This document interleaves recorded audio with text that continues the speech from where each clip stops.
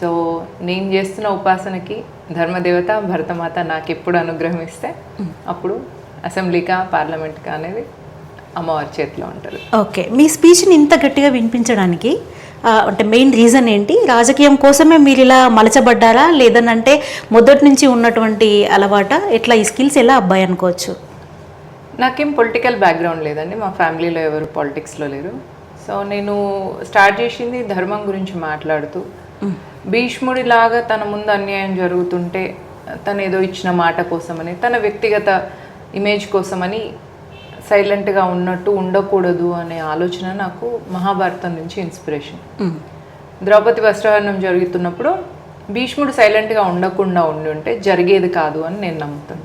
Okay, కాబట్టి నా ముందు నా ధర్మానికి కానీ నా హిందూ సమాజానికి కానీ ఎక్కడైనా అన్యాయం జరిగినప్పుడు దాన్ని రేజ్ చేస్తే, వాయిస్ రేజ్ చేయడం వల్ల ఏదైనా ఉపయోగం అవుతుంది అని అనిపించినప్పుడు రేజ్ చేయాలి కదా అని అనుకొని మాట్లాడడం జరిగింది.